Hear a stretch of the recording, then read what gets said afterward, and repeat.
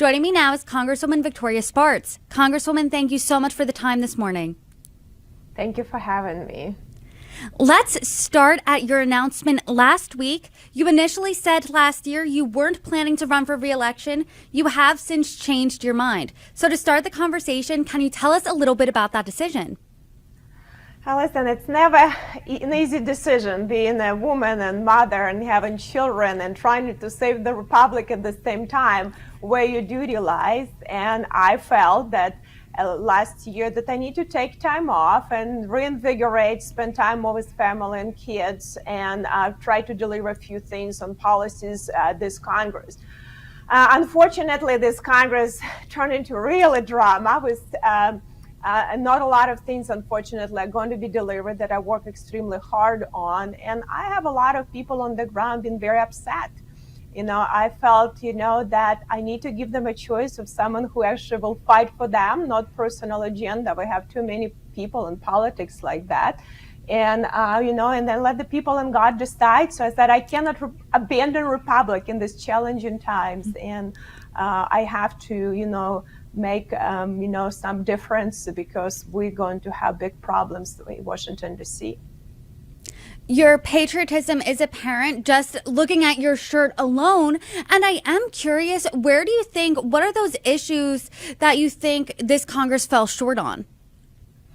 Well, listen, unfortunately, and, I fought with our speaker a lot. Unfortunately, there are a lot of problems, and it's not really his fault. It's the fault of many Congresses that haven't dealt with these issues. But now they became so material that now we have to pick some of them and start dealing with them. It's border security, it's that, doing much better strategically with foreign policies. We have a mess everywhere. And I told Speaker, even before after we won the election, even before we started Congress, that let's just pick some big issues. Let's pick the hill to die on it, and we'll take them. Just pick some, and I'll help you. There are some issues that really, I know enough to be dangerous about javelins, but in finances, I spent over a decade in very advanced finances, and I can help a lot of these issues. Well, unfortunately, our previous speaker was really more consumed about, he's kind of a symptom of Washington, D.C.,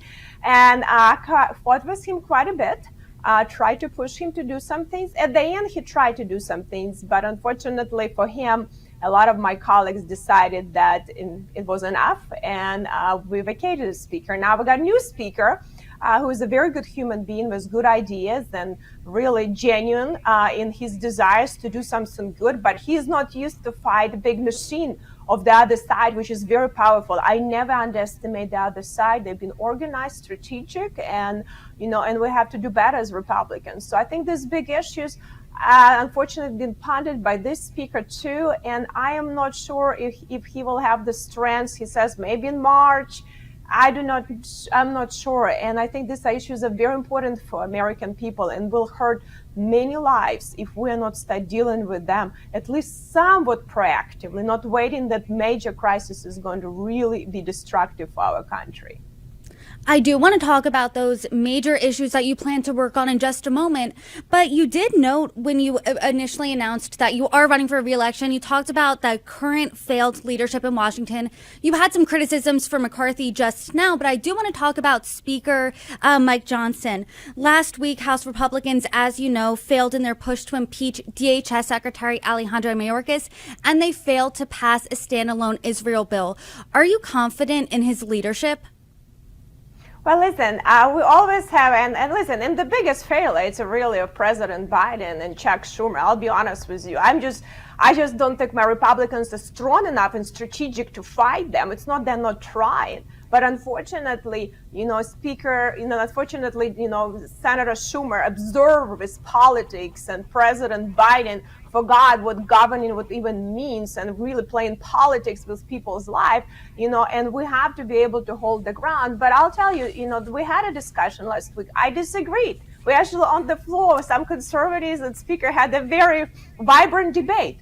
Ultimately, he was the leader, has to decide how he's going to govern. I know that, hate her or love her, but Speaker Pelosi knew how to count. And we probably could have waited with impeachment because, some people had objections, and I respect, people's objections.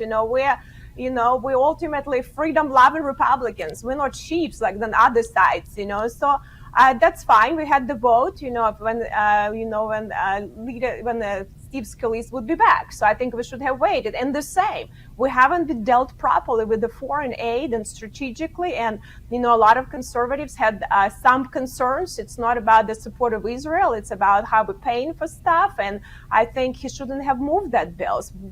He decided to do it. And I think hopefully it's going to be a good lesson for him that he need to work closely with Republicans and then Democrats in doing suspension bills.